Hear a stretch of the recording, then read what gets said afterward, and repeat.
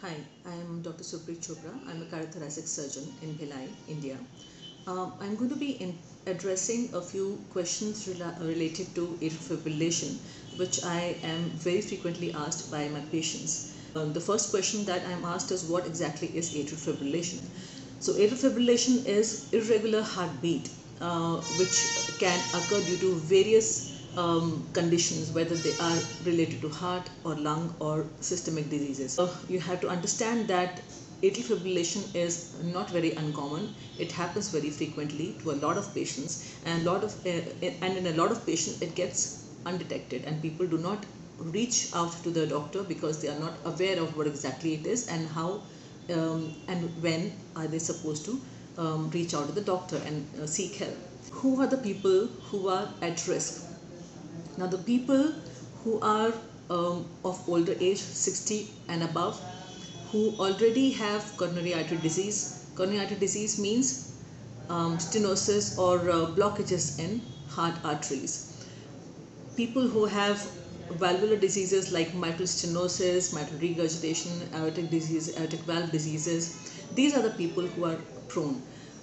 Apart from that, people who have a family history of atrial fibrillation, who have hypertension or uncontrolled hypertension or diabetes, and in a lot of sports persons also, it's quite common. Patients who have hyperthyroidism, the signs and symptoms are generalized, but you have to understand that if you have unusual fatigue, unusual dyspnea, that is breathlessness, or palpitation, thumping in the heart, feeling that your heart is beating very fast, and if you feel any chest pain or abdominal pain, any swelling of your feet, or if you find that left side or right side or any side of your face is drooping, feel anything on one side of the body, or any of the arms, any of the limbs is not working, or there is paresthesia, that is feeling of pins and needles,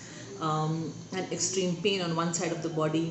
Also, like people who are not able to see from one eye all of a sudden. These are signs that you are facing complications of atrial fibrillation. Now, what are the various complications of atrial fibrillation? Stroke, that is one of the very common complications of atrial fibrillation. Stroke is like I've just told you, one side of your body you're not able to lift, or you're not able to feel anything, you're not able to the limb, you're not able to move up and down, and of paresthesia or pins and needles on one side of the body or one side of the face, or even the eyesight or the vision difficulty in one eye.